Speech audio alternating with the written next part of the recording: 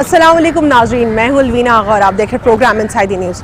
नाज़रीन, इस वक्त हम मौजूद हैं Sindh police special security unit में। SSU को आप जानते हैं सिक्योरिटी के पर्पस के हवाले से 2010 में जब प्रेसिडेंट आसिफ अली ज़रदारी साहब ने इस स्पेशलाइज्ड यूनिट सिंध पुलिस में इसका एक क़याम रखा, उस वक्त इसका एक बेसिक पर्पस था सिक्योरिटी फराहम करना लेजिस्लेचर्स को, चाहे प्रेसिडेंट हो, प्राइम मिनिस्टर हो, गवर्नर हो, CM हो। और इस इनका जो एक इनिशिएटिव था उसके बाद उसमें कुछ चेंजेस आई सामने।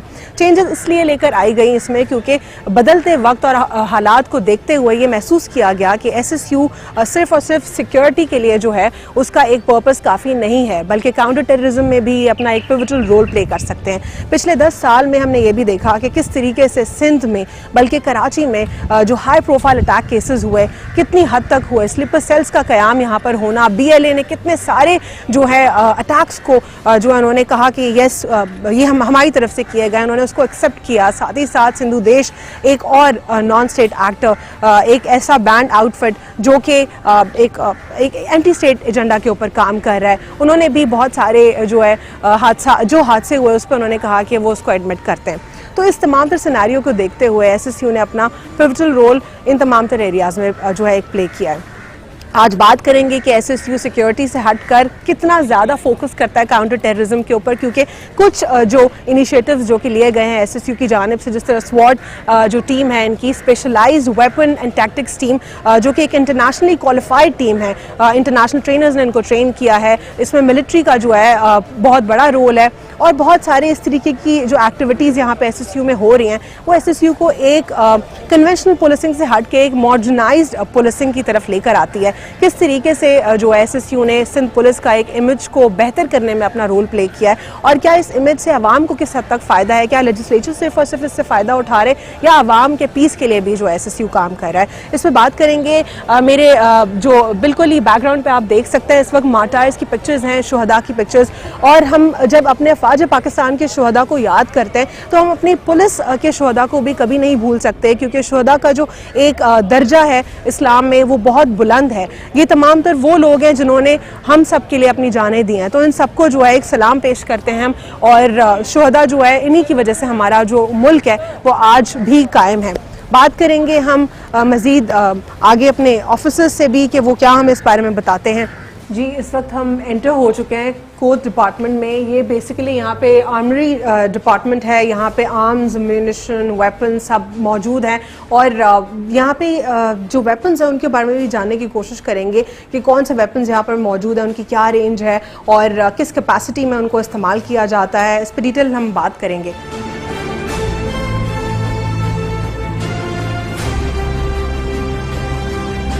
अस्सलाम वालेकुम सब इंस्पेक्टर सऊद साहब, कैसे हैं आप?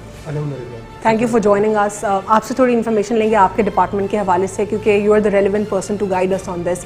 यहाँ पे जितने भी वेपन्स मौजूद हैं इसके बारे में आप हमें बताते जाएं कि कौन से वेपन्स आपके पास हैं और आपको क्या लगता है कि SSU की जो स्पेशलाइजेशन है किसी वेपन में, या आपको लगता है कि आपके जो स्टाफ है वो ज़्यादा उसमें क्वालिफाई करता है इस वेपन में, वो कौन सा वेपन है? जी बिस्मिल्लाहिर्रहमानिर्रहीम। मैं खुश आमदीद कहता हूँ आपको यहाँ पे स्पेशल सिक्योरिटी यूनिट की जानिब से। मैं आपको बताता चलूँ कि जो वेपन हम जो यहाँ इस्तेमाल करते हैं स्पेशल सिक्योरिटी यूनिट में, सबसे पहले जी ये M4 राइफ़ल हमारे पास मौजूद है यहाँ पे इस वक्त। ये मेड इन USA है। पाकिस्तान में ये special services group Pakistan army SSG इस्तेमाल करती है और सिंध पुलिस में स्पेशल सिक्योरिटी यूनिट इस वेपन को इस्तेमाल करती है। इस वेपन का बेसिकली एक्वायर करने का मकसद ये था कि ये एक तो शॉर्ट रेंज है, उसके अलावा ये क्लोज क्वार्टर बैटल्स के लिए हमारे बहुत काम आता है। मतलब ये ईज़ी टू कैरी है, ईज़ी टू हैंडल है, इस तरीके से हम इसको इस्तेमाल करते हैं मुख्तलिफ ऑपरेशंस में। उसके बाद दैन जी वी हैव जिसको हम नॉर्मली AK-47 कहते हैं। AK-47 वो होती नहीं है, AK-47 थोड़ी सी डिफरेंट होती है, लेकिन नॉर्मल पुलिस के पास जिस तरीके से आपको नज़र आ रहा होगा यहाँ पीछे लकड़ी के बट होता है उसके साथ और लकड़ी का हैंड ग्रिप होती है, उसके साथ हमने मॉडिफिकेशन किया। जी एग्जैक्टली जिसको हम AK-47 ये तो बहुत ज़्यादा हैवी लग रही है, ये कैरी करते हैं पुलिस ऑफिसर्स। जी ये बिल्कुल जो है हमारे जवान जो हैं वो इसको वेपन को कैरी करते हैं। बेसिकली हमारा प्राइमरी वेपन होता है, 7.62 का इसका कैलिबर है। और उसके अलावा जी हमने यहाँ पे इसके साथ मॉडिफिकेशन की हुई है। इसी वेपन के साथ हमने इसके साथ प्लास्टिक का बट लगाया हुआ है जो कि एडजस्ट हो सकता है आपके शोल्डर के हिसाब से। उसके साथ हमने रेल लगा दी है टैक्टिकल रेल से अच्छा, हमें फायदा। ये वेपन ग्राउंड पर ही यूज हो सकता है या नहीं, फिर आप उसको इसको कैरी भी बिल्कुल, कर सकते अगर हैं? ये आप माइक पकड़ लें थोड़ी जी। देर तो आपको बता देता हूँ। ये बिल्कुल ये आप इसको जो है वो हाथ में भी लेके इस्तेमाल कर सकते हैं इस तरीके से। अच्छा, ये तो बाईपॉड इसका खुल जाता है, वो आप इस्तेमाल कर सकते हैं। ये ठीक। टैक्टिकल इसका बट है जो एडजस्ट हो सकता है आपके अकॉर्डिंग टू योर साइज। जी। और रेल लगा दी हमने। रेल लगाने से फ़ायदा ये हुआ कि इसमें मुख्तलिफ साइड्स हम माउंट कर सकते हैं। आपको नज़र भी आ रही होगी ग्रीन होलोग्राफिक साइट यहाँ पे आपको नज़र आ रही होगी, अंदर आप इसमें देख रहे होंगे। उसके साथ हमने ये बाईपॉड इसका माउंट कर दिया है, तो अगर कहीं पे आपको लेट के फायर करने की, लाइंग पोजीशन में आपको फायर करने की जरूरत पड़ती है तो आप इसको इस्तेमाल कर सकते हैं। अच्छा, तो ये डुअल पर्पस के लिए इस्तेमाल हो सकती है? एग्जैक्टली ऐसे ही है। इसको कैरी भी कर सकते हैं, इसको ग्राउंड ऑपरेशंस के लिए भी आप यूज कर सकते जी, जी, हैं। जी, जी, जी। आप मुझे मजीद वेपन्स भी दिखा दीजिएगा कि और किस तरीके से आप जी, उसको जी, जो है मैं बिल्कुल एग्जीक्यूशन की बताता तरफ हूँ। लेके जाते हैं। और ये तो ये वेपन ये कब कैरी किया जाता है? ये सेकेंडरी वेपन होता है हमारा। इसको अच्छा। पिस्टल कहते हैं बेसिकली। ये हैंड गन होते हैं। ये ग्लॉक है। ग्लॉक के भी मुख्तलिफ वर्जन हमारे पास हैं, हम इस्तेमाल करते हैं ग्लॉक और बरेटा। ये सेकेंडरी वेपन होता है। प्राइमरी वेपन हमारी बड़ी राइफल होती है। ठीक। ये थाई पाउच पे हर जवान के लगा होता है। ऑफिसर जिस वेपन को कैरी करते हैं, ये 9mm का कैलिबर है इसका, इसको सेकेंडरी वेपन के तौर पे हम इस्तेमाल करते हैं। उसके अच्छा, अलावा पर्पस क्या होता है प्राइमरी वेपन इसको यूज करने का? प्राइमरी वेपन बेसिकली जो होता है नॉर्मली जब हम अर्बन साइड पे होते हैं, जब हम सिविलाइजेशन की तरफ जा रहे होते हैं, तो हम नॉर्मली कोशिश ये करते हैं कि हम छोटे वेपन की तरफ जाएं, हैंड गन की तरफ जाएं, क्योंकि उसकी रेंज शॉर्ट होती है। फिर अब अकॉर्डिंग टू योर नीड्स और ड्यूटीज़ के हवाले से कि आपको कब किस वक्त किस तरह के वेपन की ज़रूरत है, आप किस ऑपरेशन, अगर आप किसी मखसूस ऑपरेशन पे जा रहे हैं तो लाजमी आपको कोई ना कोई बड़ा वेपन कैरी करना पड़ेगा, क्योंकि वहाँ पता नहीं है कि आपको आपका सामना किस किस्म के दुश्मन के साथ अच्छा, होगा। हर वेपन को यूज करने की डिफरेंट ड्रिल्स होती हैं, क्योंकि जिस तरीके से एग्जैक्टली ऐसे ही है। एग्जैक्टली ऐसे ही है कि ये हर वेपन जो है वो उसके चलाने का मैकेनिज्म अलग है, उसकी ट्रेनिंग अलग है, उसकी हैंडलिंग अलग है हर वेपन। अब हैंड गन जो है बेसिकली उसकी हैंडलिंग अलग होती है, उसकी जो शूटिंग है वो ज़रा डिफरेंट है as compare to the long range weapon या लॉन्ग गन्स के। तो ये बात है। इसके साथ ही हमारे पास यहाँ पे एक ये latest weapon Pakistan ordnance factory का POF-I इसको कहते हैं। ये कॉर्नर शॉट गन है हमारी। अगर प्लीज़ माइक आप जी। इसका बेसिकली फ़ायदा ये है, इसके आगे टॉर्च भी लगी हुई है, यहाँ पे वेपन इसके जो है वो ग्लॉक पिस्टल ही माउंट हुआ हुआ है। ठीक। ये इसका फ़ायदा ये है कि इस कैमरे में अगर ये दिखा सके हमारे कैमरे में, जी, इस कैमरे में देख दिखा के दीजिए जी, जरा। ये कैमरे में देख के आप अपने किसी भी टारगेट को, दुश्मन को न्यूट्रलाइज कर सकते हैं। और ये 45 डिग्रीज राइट और लेफ्ट इस तरीके से रोटेट कर सकती है। जी तो बिल्कुल। ये इस तरीके इसको क्या कहते हैं बेसिकली? ये POF-I कॉर्नर शॉट गन कहलाती है। अच्छा। ये मतलब आप दुश्मन के सामने खुद को एक्सपोज किए बगैर, मतलब आप खुद कहीं पे छुप के इस कैमरे की मदद से दुश्मन को टारगेट कर सकते हैं और उसको न्यूट्रलाइज कर सकते हैं। अच्छा। ये पाकिस्तान ऑर्डिनेंस फैक्ट्री की बनी हुई है और ये पुलिस में सिर्फ स्पेशल सिक्योरिटी यूनिट इसको इस्तेमाल कर रही है इस वक्त। ठीक। जी। और ये जो SSU के पास इतने कंटेम्प्रेरी वेपन्स मौजूद हैं इस वक्त, आपको क्या लगता है कि कितने सालों में इतना जो है कंटेम्प्रेरी वेपन्स पर आने का आपको जो है चांस मिला? ये एक लॉन्ग जर्नी है, ये एक सफ़र है, मुस्तकिल कंटिन्यूस सफ़र है। SSU को बने हुए तकरीबन 10 साल हो चुके हैं और हम अभी भी मज़ीद बेहतरी की तरफ का सफ़र कर रहे हैं, क्योंकि ये एक ऐसी चीज़ है कि जब आपने इंसान ने किसी ने ये सोच लिया कि मैंने अपनी मंजिल पा ली है, तो फिर उसके बाद उसका डाउनफॉल शुरू होता है। एग्जैक्टली। हम कोशिश ये करते हैं कि हम रोज़ कुछ बेहतरी करें। हमारी कमांड हमारे साथ ये कोशिश करती है कि हम कुछ रोज़ नया करने की कोशिश करें, नई नई ट्रेनिंग्स एक्वायर करें, नए नए वेपन्स ट्रेनिंग एक्वायर करें। से याद आया मुझे कि ये सवाल जो है इस पे बहुत ज़्यादा इंपॉर्टेंट है जाना कि जिस तरह पिस्टल की बात करें, हम राइफल की बात करें, इसमें कितनी ड्रिल की रिक्वायरमेंट होती है, कितनी ड्रिल के बाद आप में परफेक्शन आती है? और फॉर इंस्टेंस अगर आप वो ड्रिल छोड़ दें और कितने अरसे तक ना करें तो फिर आप भूल सकते हैं वेपन हैंडलिंग। अच्छा सवाल है आपका। देखें, ये भी एक मुस्तकिल सफ़र है, ठीक है। कोई भी बंदा ये नहीं कह सकता कि मैं परफेक्ट हो गया। ये बिल्कुल ऐसे ही है जिस तरह आप गाड़ी ड्राइव करते हैं। वंस आपने गाड़ी चलाना सीख ली, आप 10 साल बाद भी गाड़ी चलाएंगे तो आपको शुरू में थोड़ा सा प्रॉब्लम होगा, लेकिन आप यू कैन ड्राइव द और कार। अगर 3 साल गाड़ी ना चलाएं और फिर उसके बाद आप बैठे गाड़ी में तो फिर डिफरेंस तो आएगा। थोड़ा सा डिफरेंस आता है, वो आपको एडजस्ट होने में थोड़ा टाइम लगता है, लेकिन आपको बेसिक टेक्निक्स पता होती हैं कि गाड़ी आपने किस तरीके से चलाना है। फायरिंग या शूटिंग भी सेम ऐसी चीज़ है। ठीक। जब एक दफ़ा आपके मसल्स उस तरीके से डेवलप हो जाते हैं, आपका सेंस उस तरीके से डेवलप हो जाता है, आपको बेसिक्स पता होते हैं कि आपने फायर आर्म्स सेफ्टी क्या रूल्स फॉलो करने हैं, आपने कब किस वक्त कौन सा वेपन यूज करना है, वो सारी चीजें तो ऑलरेडी आपको पता होती हैं। जब एक चीज आपको पता होती है तो फिर आपको उसको रिवाइंड करने में ज्यादा प्रॉब्लम नहीं होता है। ठीक है, सब इंस्पेक्टर सऊद साहब, आप मुझे बता रहे थे ब्रिटिश एरा के बारे में, वर्ल्ड वॉर के बारे जी, में। जी, जब जी। मैंने आपसे पूछा कि ये राइफल 303 जो है ये क्या मॉडल है या जेन्युइन है, तो आप मुझे बता रहे थे कि दिस इज जी जी जी एग्जैक्टली। अगर ये दिखा सके हमारे दोस्त यहाँ पे, जी। तो ये हमने बेसिकली ये पहले इस्तेमाल होती थी पुलिस में। ये 303 राइफल कहलाती है और ये ब्रिटिश आर्मी ने इसको सेकेंड वर्ल्ड वॉर में अगेंस्ट दी जर्मन्स और जो उनके अगेंस्ट पार्टी थी उनके खिलाफ इस्तेमाल किया था।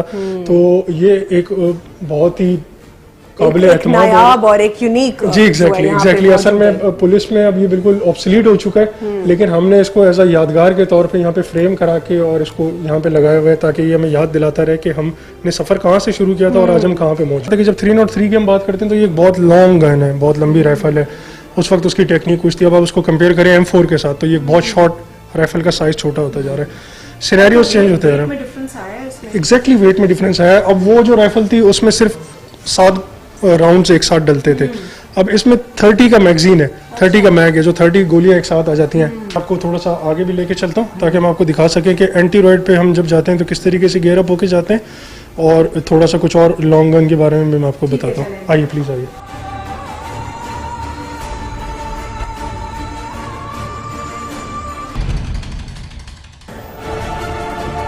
जो कमांडोज यहाँ पे मौजूद हैं usually they don't look lesser than army commandos right now. और आप लोग की जो ग्रूमिंग होती है, क्या इस पे आपका कोई सुपरवाइजर होता है जो कि आपको कहता है कि आपने ग्रूमिंग परफेक्ट रखनी है? अदरवाइज जो पुलिस ऑफिसर्स हम बड़े हुए हैं देखते आए हुए, उनका हाल अनफॉर्चुनेटली कुछ और था।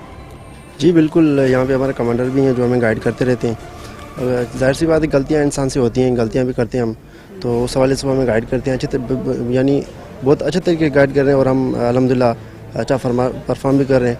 अब यानी कुछ ही दिनों में हमने जो सीखा है शायद हमने सोचा भी नहीं था। ठीक है, ग्रूमिंग की बात मैंने जो है आपसे भी की और ग्रूमिंग की बात मैं आपसे भी कर रही हूँ। ग्रूमिंग के ऊपर फोकस कितना होता है? क्या ये आप लोग अपने खुद ही अपनी पर्सनल कैपेसिटी में कर रहे होते हैं, आपको सुपरवाइज कर रहे होते हैं कि नहीं आपने अपने यूनिफॉर्म का ख्याल रखना है, अपने हुलिये का ख्याल रखना है, अपनी फिजिक का ख्याल रखना है?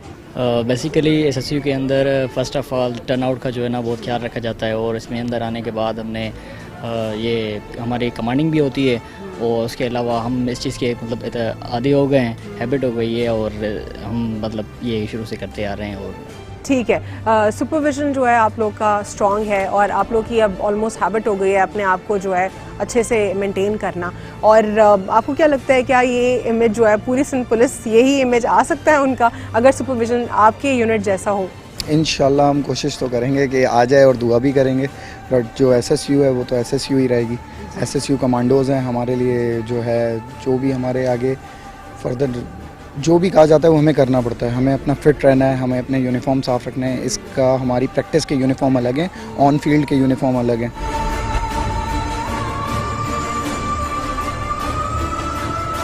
जी, इस वक्त हम जिम में मौजूद हैं और ये जिम का जो बेसिकली पर्पस होता है to keep your self fit और हेल्थ के लिए, फिटनेस के लिए जिम बहुत मैंडेटरी होता है, क्योंकि आपके जो एक ब्रेन का एक बेसिक यूनिट होता है न्यूरॉन्स, वो जब डैमेज होते हैं तो आपको उसको दोबारा से रिकवर करने के लिए एक्सरसाइज और जिमिंग जो है एक बेस्ट स्टेप होती है ताकि आप दोबारा से फिजिकली और मेंटली फिट हो सकें। फिजिकल फिटनेस का सिर्फ इसके साथ कनेक्शन नहीं है बल्कि मेंटल फिटनेस का भी इसके साथ डायरेक्टली कनेक्शन है, और एसएसयू के जो कमांडोज हैं वो इसी वजह से हमें फिट दिखाई दे रहे हैं क्योंकि वो जिमिंग जो है उनकी एक रेगुलर प्रैक्टिस है। आपके कोई स्पेसिफिक ट्रेनर्स हैं? जी, स्पेसिफिक ट्रेनर्स हैं, लड़कों के लिए अलग ट्रेनर्स होते हैं और लेडीज़ की अलग टाइमिंग है, जिनमें 12 से 2 लड़कियां आती हैं, उनके लिए अलग ट्रेनिंग होती है। अच्छा, और ये ट्रेनिंग प्रोसेस जो है इसके बाद कितना आप लोग कोशिश करते हैं कि कोई ना कोई तो सुपरवाइज करने के लिए होता होगा ना कि अपनी हेल्थ और फिटनेस का ख्याल कोई अगर नहीं रख रहा तो क्यों नहीं रख रहा और क्यों नहीं आ रहा वो जिम, इसको सुपरवाइज कोई करता है? सेक्टर। अच्छा, ठीक है।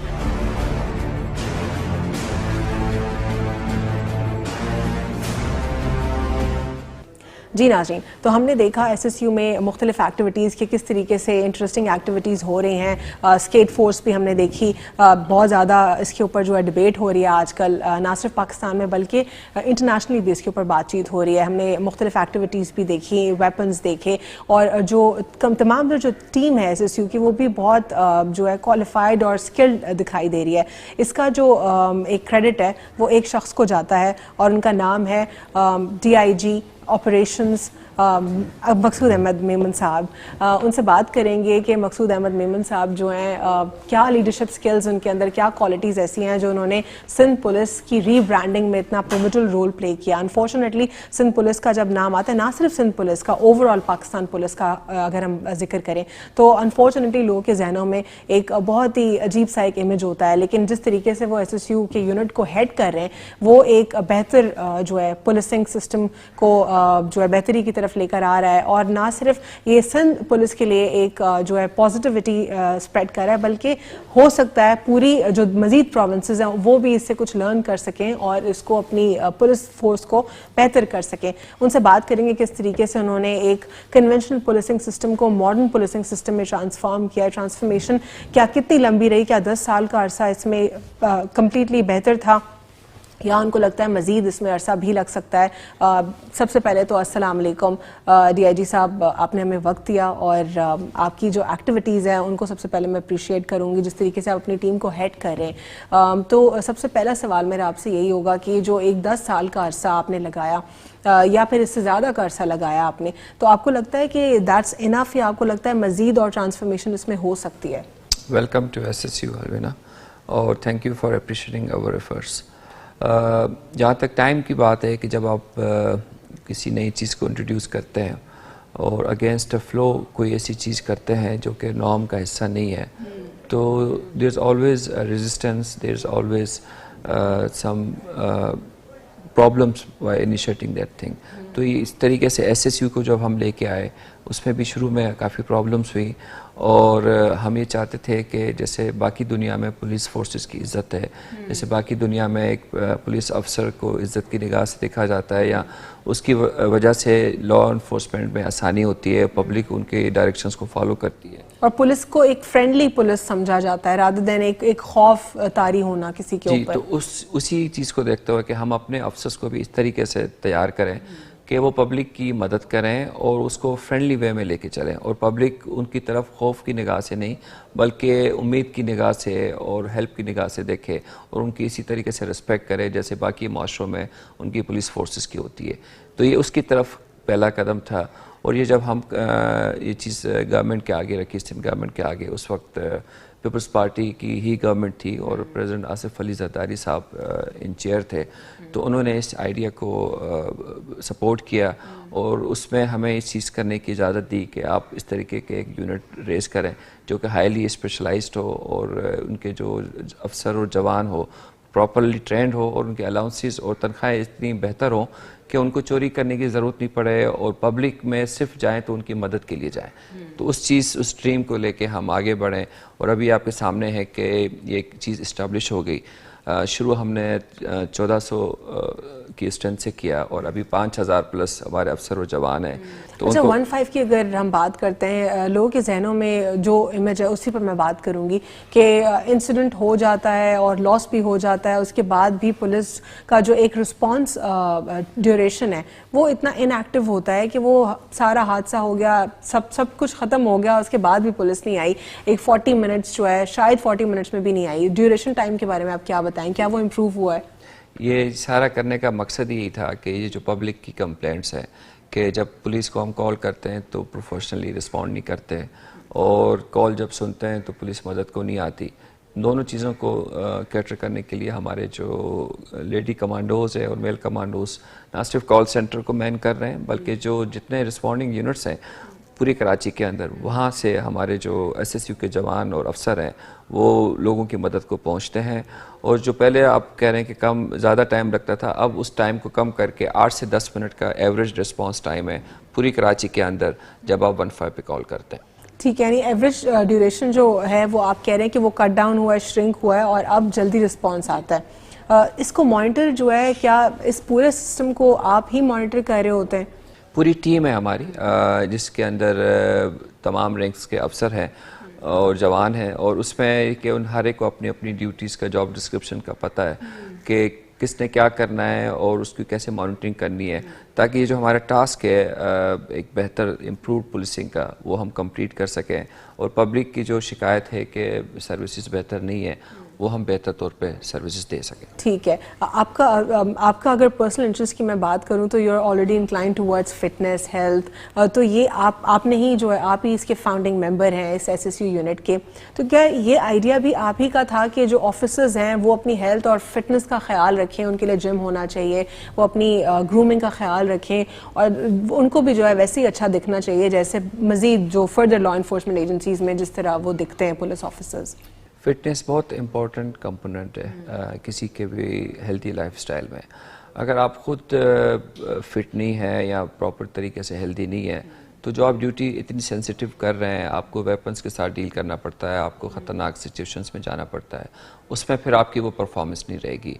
और SSU चूँकि एक कमांडो यूनिट है और इस यहाँ का तकरीबन हर अफसर और जवान कमांडो ट्रेनिंग से गुजर के आता है, तो उनकी मेंटेनेंस के लिए, उनकी फ़िटनेस के लिए ना सिर्फ जिम रखा है बल्कि उनकी एक कंटिन्यूस ट्रेनिंग होती रहती है जो इन हाउस भी होती है, और हम उनको बाकी यूनिट्स के साथ भी अटैच करके उनको हम टाइम बाय टाइम एक प्रोग्रेसिव ट्रेनिंग देते रहते हैं ताकि उनकी ना सिर्फ ये कि वो फिजिकली हेल्थी रहें बल्कि जो मेंटल हेल्थ भी, बल्कि जो नई टेक्निक्स आ रही हैं पुलिसिंग के हवाले से, जो नए चैलेंजेस हैं उनसे उनको आगाही हो ताकि वो पब्लिक की बेहतर तौर पे मदद कर सकें। ठीक है, यहाँ पे मैं व्यूअर्स को बताना चाहूँगी कि जो करंटली मकसूद साहब के जो ट्रेनर हैं वो मेरे भी फर्स्ट ट्रेनर थे और उन्हीं से मैंने भी सबसे पहले ट्रेनिंग सीखी थी, तो we share a mutual trainer, इसीलिए मुझे इनकी फ़िटनेस के बारे में पता है कि किस तरीके से अपना फ़िटनेस का ख्याल रखते हैं ये।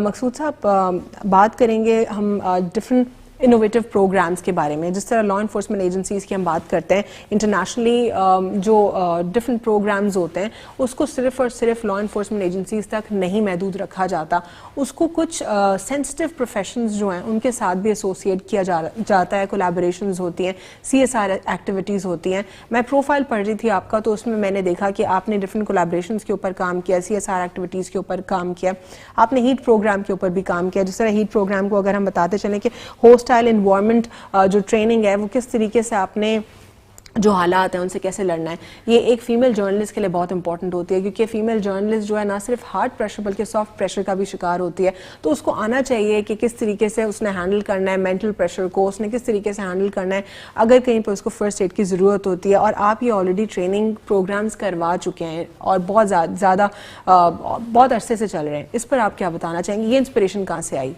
देखिए, जब हम कम्युनिटी सर्विस की बात करते हैं, एक तो हमारी बेसिक रिस्पॉन्सिबिलिटी है कि जी आपने लॉ एंड ऑर्डर मेंटेन करना है, आपने पब्लिक की मदद को जाना है, उनके इमरजेंसी सिचुएशंस को रिस्पॉन्ड करना है, आपने काउंटर टेररिज्म ऑपरेशंस करने हैं, आपने बिल्डिंग्स और पर्सनैलिटीज़ को सिक्योर करना है, ये तो आपकी लेट डाउन ड्यूटीज़ में आता है।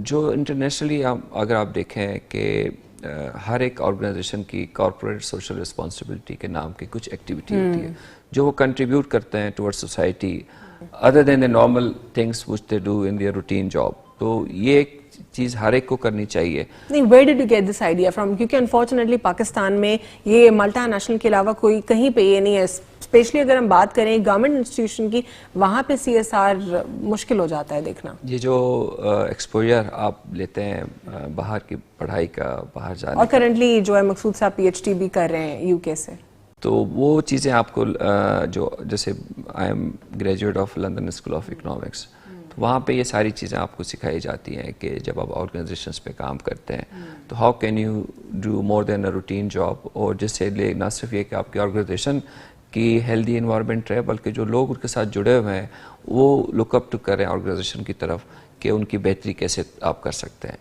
तो आपकी बात ठीक है, मल्टीनेशनल इस चीज़ को करते हैं और गवर्नमेंट के ऑर्गेनाइजेशंस इतना प्रोएक्टिव नहीं है इसके बारे में, तो वो जो चीज़ इंटरनेशनली बेस्ट होनी चाहिए, तो वही थॉट लेके ये एक तो न सिर्फ ये कि यूनिट को रेज किया बल्कि इसकी जो बाकी एक्टिविटीज़ हैं उसको भी हमने इंटरनेशनल स्टैंडर्ड्स पे मेंटेन करने की कोशिश की।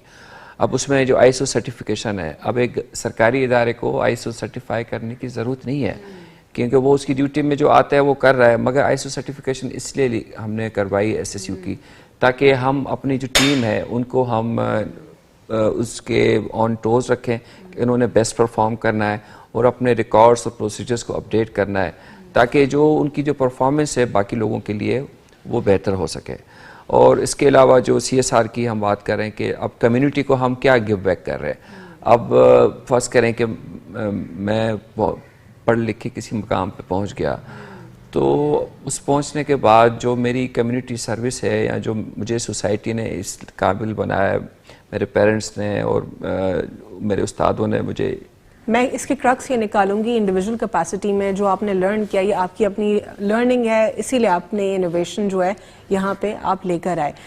मजीद गुफ्तगू करेंगे लेकिन एक छोटा सा वक्फा लेंगे और यहीं से गुफ्तगू का सिलसिला जारी रखते हैं। Stay with the sun inside the news.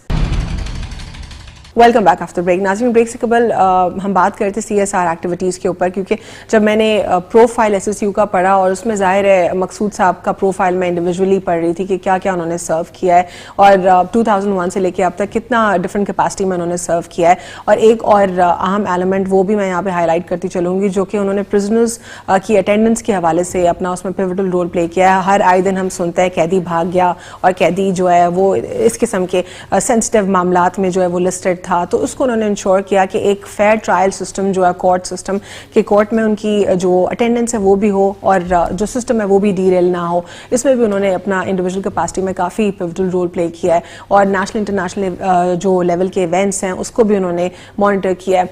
Ideas expo की अगर हम बात करते हैं तो उसको भी उन्होंने जो है मॉनिटर किया है।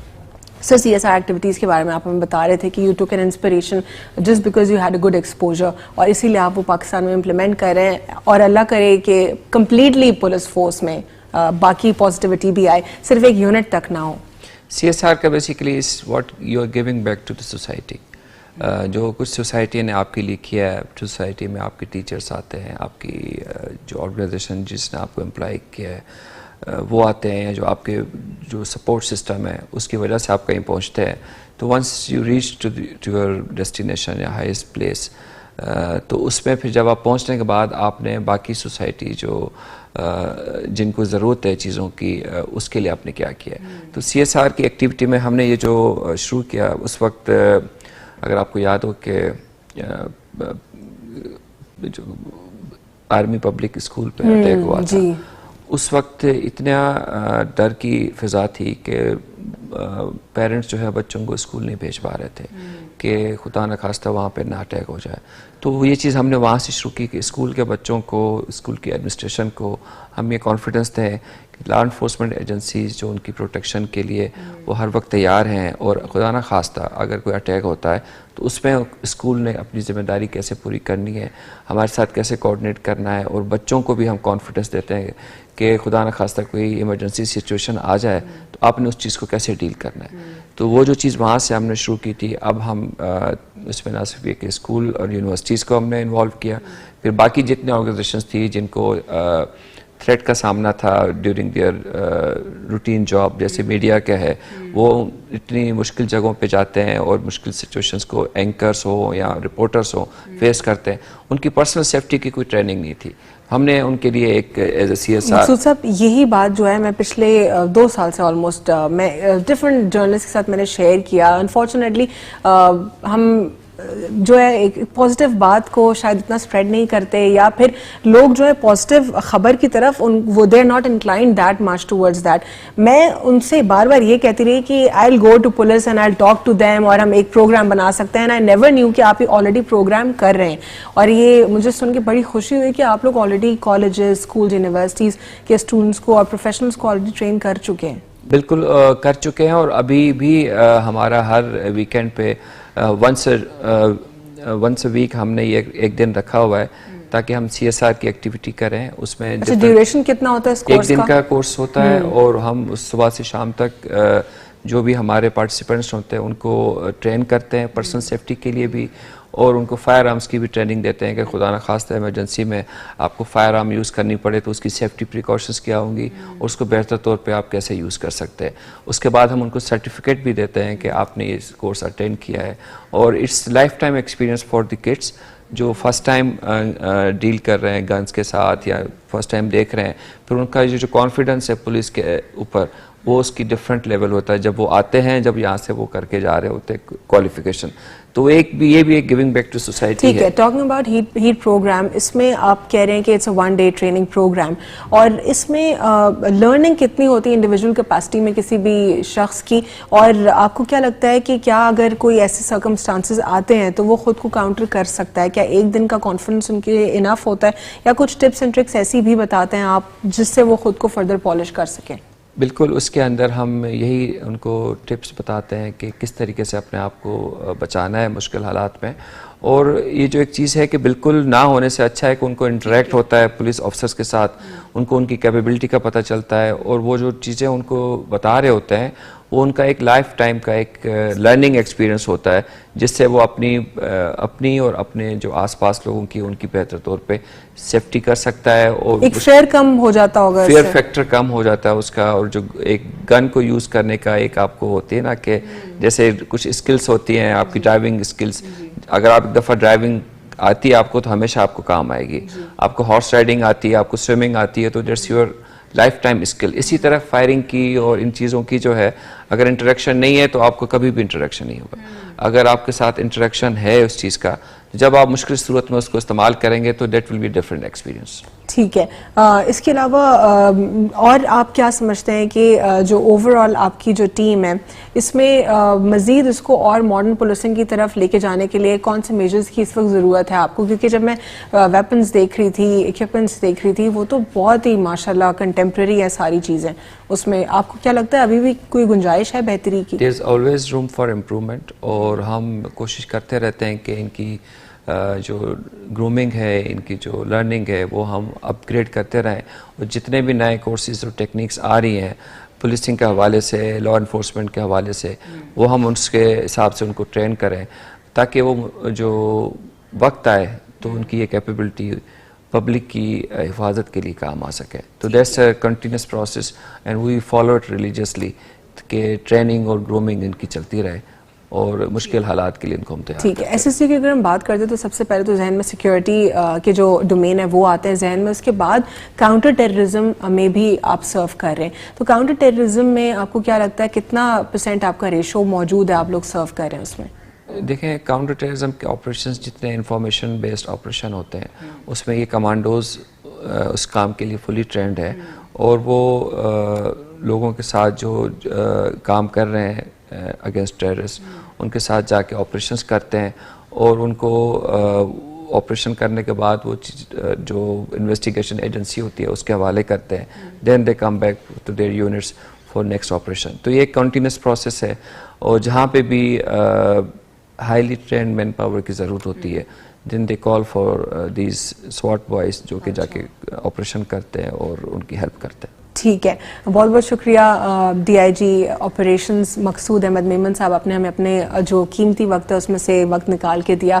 आपके साथ डिटेल इंटरव्यू भी मैंने करना है और बहुत सारे सवालात मेरे रह गए हैं क्योंकि इतनी सारी एक्टिविटीज़ थी, वो एक्टिविटीज़ भी आप लोग को दिखाना ज़रूरी थी। कुछ मार्शल आर्ट्स की ट्रेनिंग, कुछ बॉक्सिंग की, वो भी हम आपको नहीं दिखा सके अनफॉर्चुनेटली, क्योंकि I had so much to ask all of these officers. और मैं लास्ट में जो है आपका थैंक यू और आपकी पूरी टीम का थैंक यू करूँगी। आप लोगों ने मुझे यूनिफॉर्म पहनाया और यूनिफॉर्म के साथ साथ आपने मुझे एक ASI का स्टार भी मेरे शोल्डर पे दिया। आज मेरी जो ड्रीम इंटरप्रिटेशन है वो पूरी हो गई है। एंड आई थिंक वो जो कहा जाता है कि जो बेटियां हैं वो अपने बाप के स्टेप्स को फॉलो करती हैं, वो भी मैंने एक सिविलियन होने के नाते फिर भी कर लिया है। वो जिस तरह वो लॉ में भी थे और लॉ इन्फोर्समेंट एजेंसी में भी थे, वो दोनों काम मैं कर रही हूँ साथ में, और एक और सेंसिटिव प्रोफेशन का काम। तो बहुत बहुत शुक्रिया, आप सब ने हमें अपना जो कीमती वक्त है वो दिया। आज के लिए इतना ही। अल्लाह हाफिज़, गॉड ब्लेस यू ऑल।